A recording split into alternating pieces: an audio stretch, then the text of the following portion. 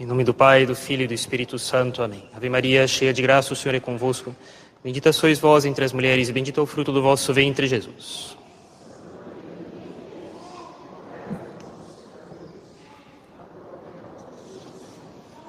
Podem sentar, por favor.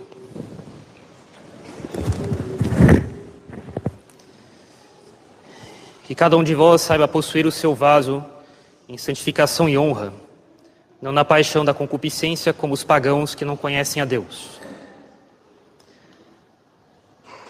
Bem, no sermão de hoje, nós gostaríamos de falar um pouco sobre qual é a razão, por qual razão nós devemos fazer penitência. Gostaríamos de voltar a ver alguns princípios fundamentais aqui hoje, que são sempre necessários. Sei que talvez para alguns possa parecer um pouco maçante, um pouco pesado, voltar em princípios. Mas a verdade é que o tempo passa e nós nos inclinamos às vezes a conhecer coisas um pouco caprichosas demais da religião, coisas não tão necessárias assim. E esquecemos de revisar os princípios que são sempre necessários. E nós os esquecemos. Portanto, com uma certa frequência é necessário voltar aos princípios. Ainda mais nesse caso em que falamos de impenitência, porque se impor dor ou castigo é penoso. E se nós temos maior luz nessas questões, nós vamos vencer nossa repulsa com mais facilidade. A questão toda é, por qual razão nós fazemos penitência? Para que fazer penitência? Alguém dirá, padre, é para nos castigarmos pelos pecados que fizemos. Sim, é verdade. Mas por que fazer penitência perdoa os pecados? Por que nos impor sofrimento ou nos privar de alguma coisa perdoa os pecados? Qual é a conexão entre fazer penitência e ter os pecados perdoados? A primeira razão, a razão fundamental, consiste em compreender que nós devemos, com penitência, compensar o proveito que nós tivemos com algum ato que não tínhamos direito de fazer. Nós tivemos benefícios, mas não tínhamos o direito de tê-los. Sempre que nós pecamos, nós fazemos algum pecado para tirar algum benefício para nós, alguma vantagem, algum prazer do pecado que nós fizemos. Mas o pecado é um ato contrário à lei. Contra qual lei, padre? A lei de Deus. É um ato contrário à lei e, portanto, de maneira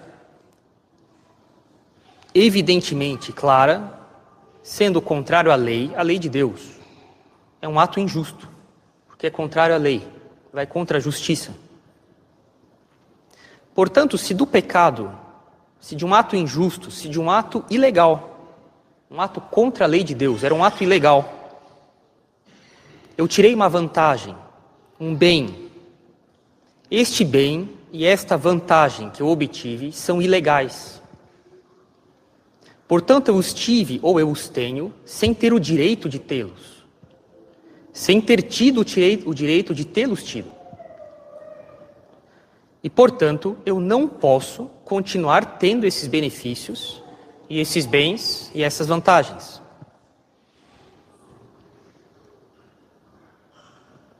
Também, se eu os tive, devo devolver, restituir. E como diz a teologia moral, baseada no mais absoluto bom senso, restituir a quem? A parte lesada. Atenção, aproveito para fazer um parênteses. Se eu roubei dinheiro do meu funcionário na empresa, não é aos pobres que eu devo devolver esse dinheiro. Não é para um orfanato ou para uma instituição de caridade ou na cestinha do ofertório, na missa. É para o meu funcionário. Ah, padre, ele já morreu. não tenho mais como devolver para ele. Aí nós poderemos devolver para outra pessoa, seguindo uma certa lógica. Em primeiro lugar, a família dele, se ele era pai de família, porque esse dinheiro terminaria nela. Se nem isso há, aí eu posso pensar em devolver para os pobres ou para a igreja. Mas eu devolvo primeiro para quem eu lesei, para a parte lesada. E no pecado a parte lesada é Deus. Lógico, se eu roubei do meu funcionário, eu preciso devolver o dinheiro para o meu funcionário. Mas os benefícios que eu tive desse ato injusto, injusto não só quanto à lei humana, quanto à razão natural, mas também contra a lei de Deus, inclui que há uma parte lesada nesse pecado que é Deus também. Eu devo devolver a Deus o bem que eu tive de maneira injusta, que eu não tinha direito de ter. Devo restituir a Deus o bem que eu tive ao fazer um pecado, esse ato ilegal, injusto contra a lei de Deus. E isso se faz por meio da penitência e de sacrifícios. O proveito que eu tive sem ter direito de tê-lo, devo agora devolver. Mas como eu posso devolver um prazer? Como é que eu posso devolver alguma vantagem que eu obtive mentindo? Como é que eu posso devolver isso para Deus? Como restituir para Deus essas coisas? Pois bem, eu vou dar um exemplo de um caso de moral que nós todos aprendemos nos nossos estudos no seminário e que irá ilustrar bem essa questão. Depois nós veremos como aplicar o mesmo princípio na nossa vida de penitência. Um proprietário de um posto de gasolina adultera a bomba do seu posto, de modo que essa bomba indica um preço maior para a gasolina que de fato, que efetivamente foi vendida e colocada no carro do consumidor. Digamos que a bomba de gasolina do seu posto, agora adulterada, cobra R$5 a mais de cada cliente. Mas o cliente não recebeu o equivalente em gasolina. E vamos dizer que esta trapaça durou 6 meses. Agora, eis que o nosso desonesto dono de posto de gasolina se arrepende do que está fazendo. E agora ele deve devolver todo o dinheiro que ele obteve injustamente. Esse dinheiro obtido ao longo de 6 meses de fraude não pode ficar com ele. Ele não tem direito a esse dinheiro. É um dinheiro que ele obteve de modo ilegal, por fraude no contrato. Ele deve devolvê-lo. Mas como fazer isso? É impossível ir atrás de cada cliente que abasteceu o seu carro no posto de gasolina deste nosso ladrão nesses últimos 6 meses. Não tem como ele saber quem veio abastecer aqui comigo e ir atrás de todos e devolver R$5 para cada abastecimento de cada cliente. Bem, o que ele deve fazer agora é mexer na bomba de gasolina do seu posto e regulá-la para que sejam marcados R$5 a menos de cada cliente durante 6 meses. E assim, ao final deste período, ele terá efetivamente esvaziado sua conta bancária de um montante de dinheiro, em princípio equivalente ao que ele obteve antes sem ter direito, e que ele não pode conservar. E assim, o tanto de justiça que é possível reparar será feito. Pois bem, acontece igualmente conosco quanto aos benefícios que temos ao pecar. É necessário equilibrar a balança. E se eu tive prazeres e bens e vantagens com pecados que eu cometi, pois bem, agora esses bens, prazeres e vantagens devem ser efetivamente esvaziados por meio de dor e por meio de privações. Privação de bens que teríamos direito de ter agora, por meios justos agora, mas eu irei recusar. Farei uma mortificação e deixarei de usar um direito que eu tenho agora.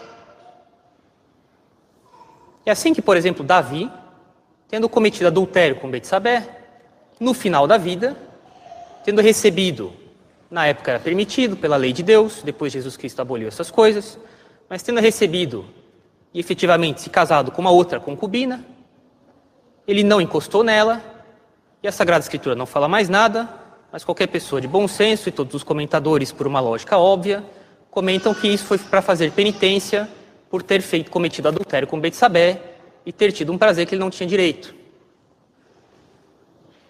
Ele podia se aproximar dela, não seria pecado. Ele recusou para fazer penitência por um pecado que ele havia cometido décadas antes. Dor por penitência. Por fazer sobre mim alguma dor para compensar algum prazer que eu tive e que foi obtido de maneira injusta, de maneira ilegal, com ato contra a lei de Deus. Esta é a razão fundamental de por que nós fazemos penitência. E lógico, isso aqui é uma luz mais do que necessária durante a Quaresma, porque é penoso fazer penitência. Mas quando nós compreendemos a razão fundamental de fazer penitência, que consiste em restituir a justiça na nossa vida, senão nós continuamos de algum modo injustos, é mais fácil fazer penitência. E lembre-se, é de necessidade absoluta para a salvação. Um dono de posto de gasolina que tivesse adulterado sua bomba durante 6 meses, ele poderia se arrepender, mas se ele não devolvesse esse dinheiro de algum modo, se ele quisesse continuar retendo esse dinheiro, ele perpetuaria a injustiça. Objetivamente, ele ainda estaria numa situação injusta. Posso vos garantir que isso aqui não leva ninguém para o céu. Portanto, fazer penitência é de necessidade absoluta para a salvação. Se ele chegasse no confessionário, estivesse arrependido e parasse de fazer isso, mas não tivesse determinado a de algum modo devolver o dinheiro que ele tem com ele, que ele não pode ter, essa absolvição seria negada. Ele não tem disposição minimamente razoável e necessária para a validade da absolvição. Querer restituir o que foi injustamente tomado do outro e também de Deus é de necessidade absoluta para a salvação. Por isso Jesus Cristo falou, e agora fica muito mais claro, se não fizerdes penitência, perecereis todos.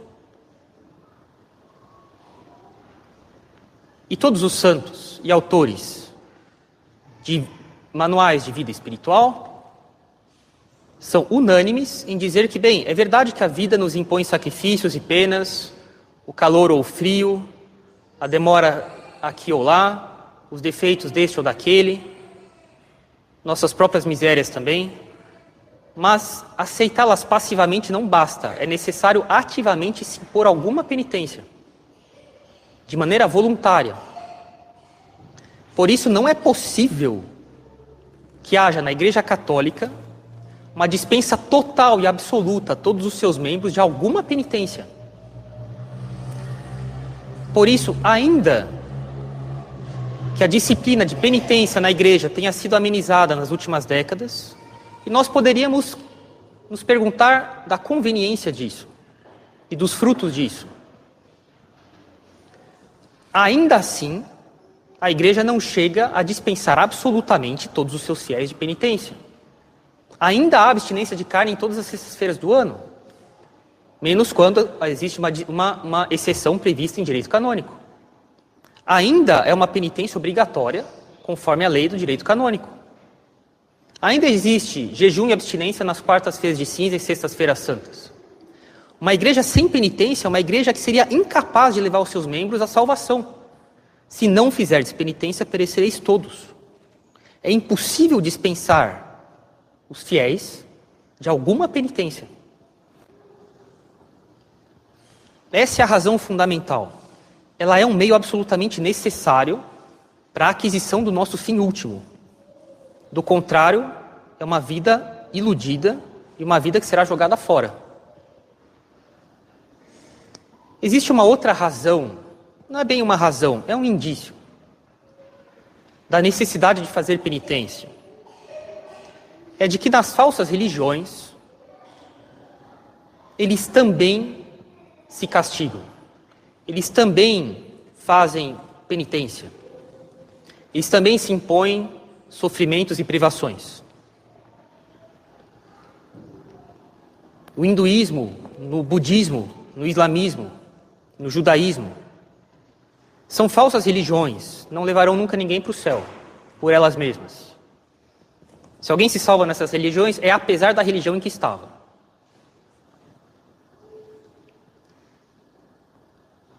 Elas também impõem penitências e privações para os seus adeptos. Faquires, na Índia. O Ramadã entre os muçulmanos. Monges Shaolins que fazem duros treinamentos, aguentando sofrimentos e dores, e jejuns e disciplina. Hinduísmo, budismo, islamismo, são todas falsas religiões, não levam ninguém para o céu. Mas ainda assim, por um bom senso óbvio, que vem da razão natural, que ainda permanece funcionando, mesmo em membros de falsas religiões. Eles sabem que ou os seus adeptos se adestram e se controlam, ou eles serão causa de injustiças e distribuirão à sua volta males e dores entre as pessoas, por meio de atos repreensíveis, pecados mesmo. Mesmo em falsas religiões, os seus membros se impõem castigos e penitências, porque eles percebem, por uma luz óbvia da razão natural, que permanece ainda nos seus princípios válida, funcionando, apesar de todas as coisas erradas que essas religiões têm. De que é necessário se dominar, se controlar, e que se eu não conseguir fazer isso, é necessário reparar. É necessário me impor um castigo até que eu consiga me adestrar. E que isso é uma vida. E se nós vemos nas outras religiões, bem, elas são falsas religiões, eu insisto muito. E vocês sabem que falar que uma falsa religião é uma religião é análogo a dizer que um falso diamante é um diamante. Não é diamante nenhum.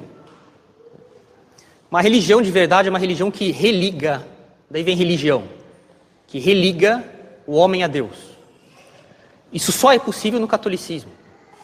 Não há nenhuma outra religião que seja capaz de fato unir o homem a Deus. Portanto, as outras religiões se chamam religiões, tanto quanto um falso diamante é chamado de diamante.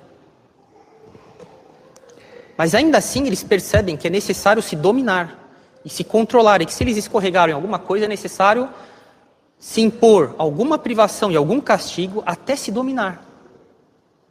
Mesmo nas falsas religiões, as pessoas percebem que elas não podem satisfazer todos os caprichos da imaginação. Ela não tem limites. Ou eu imponho voluntariamente um limite à minha imaginação, ou só Deus sabe onde isso pode parar. Os meus afetos e sentimentos, a mesma coisa. A minha fome também. Se eu não imponho um limite racional à minha fome, horários razoáveis de comer ao longo do dia, se eu não imponho uma quantidade voluntariamente determinada, e se eu deixo a minha gula correr solta, sem controle, só Deus sabe onde isso pode parar. E assim, em relação à castidade, então, a Epístola de São Paulo hoje é claríssima. Ou as pessoas se impõem voluntariamente um domínio, sobretudo em questão de castidade, ou só Deus sabe onde isso pode parar.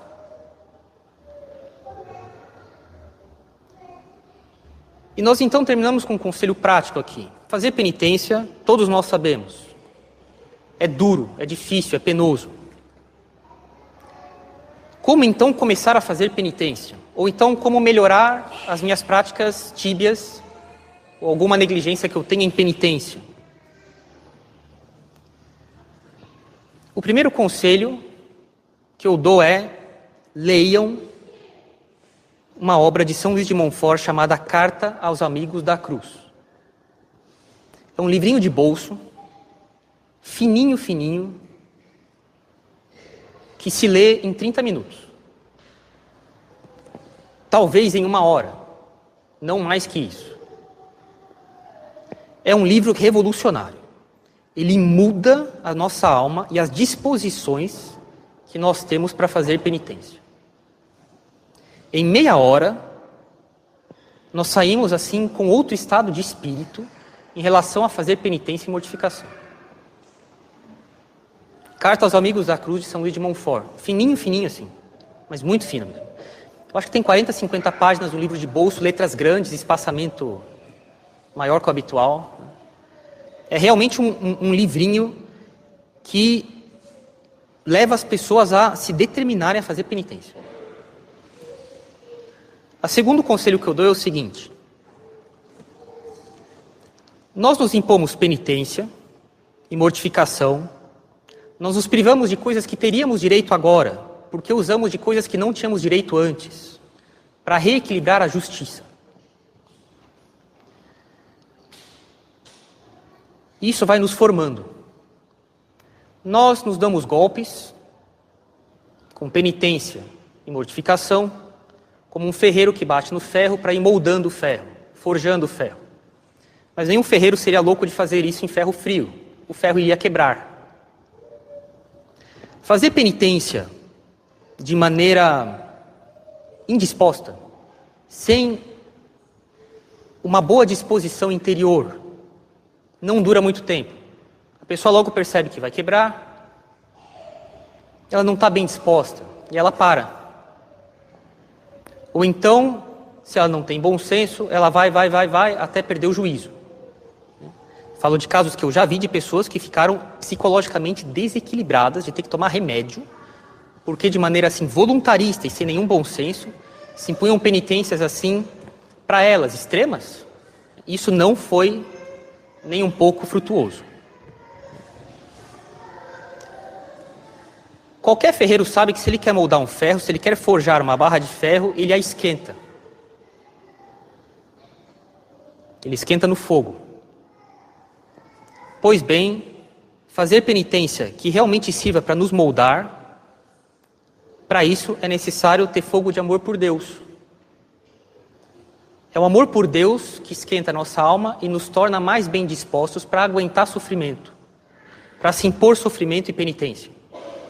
O amor por Deus é aumentado na oração, em meditação. É meditando, refletindo nessas coisas, em outras coisas, que nós crescemos em amor por Deus. É para isso que serve meditação. E essa é a disposição, não só a melhor, mas mesmo necessária, para que a meditação, a penitência e a mortificação sejam de fato feitas. Enquanto as pessoas forem frias, elas não farão penitência, ou não durará muito tempo. Meditação, e essa leitura, e que pode ser inclusive meditada, da Carta aos Amigos da Cruz, é o conselho que eu tenho para dar, e que realmente, posso dizer, que muda o estado de espírito das pessoas, fazem com que elas façam penitência, e fazem com que elas sejam mais justas.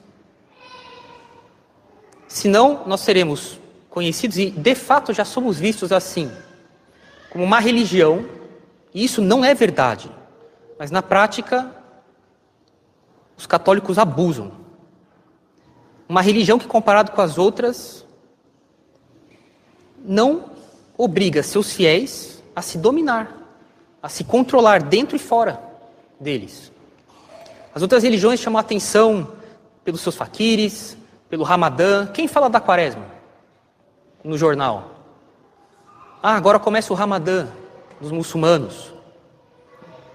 Vejam só aqui na China a disciplina com que esses monges treinam seus movimentos. E isso é todo um caminho de vida espiritual para eles, não é só uma questão de treinamento físico. Quem fala da nossa Quaresma? A verdade é que a nossa Quaresma atualmente é pífia. Que nós temos uma vida amena demais. E nós somos conhecidos por sermos uma religião de pessoas que não têm penitência, não têm mortificação. E isso não é verdade. É uma constante de qualquer católico exemplar, a começar dos santos, mas também de qualquer católico exemplar, que eles faziam penitência. São Tomás Moros, e teria muito a comentar sobre ele. Dizem que ele foi canonizado só pelo martírio dele. Discordo bastante disso. Ele levantava às 2 da manhã e estudava até às 7. Uma vez a casa dele pegou fogo pela metade, ele estava fora. Ele escreveu uma carta para a esposa dizendo: vá para a igreja, dê graças a Deus. Deus nos deu, Deus nos tirou, que Ele nos fez sobrar ainda metade da nossa casa, a gente vai reconstruir agora com calma. Ele usava silício, ele usava a camisa com um tecido que irritava ele por baixo. Antes de morrer, ele devolveu para a filha dele. Ele era um santo, viu? E a utopia que ele escreveu merece uma consideração mais fina, ao invés de dizer que era uma obra comunista. Merece um pouco mais de nuance essas considerações. Ele era um santo. Isso é um católico normal, era um pai de família, era o primeiro-ministro, era o chanceler da Inglaterra, na época de Henrique VIII. Não era um monge cisterciense ou um cartucho. Ele não era um cura d'Ars, ele era um pai de família. Mas ele soube se adestrar, e ele levava uma vida verdadeiramente cristã. Lógico, oração, leituras que nos dão luz a respeito da mortificação, e conversem com os padres, eles vão orientar as penitências para que elas sejam razoáveis. E isso é levar uma vida verdadeiramente cristã e aproveitar bem esse período de penitência que Deus nos dá. E a todos, então, uma boa quaresma. Em nome do Pai, do Filho e do Espírito Santo. Amém.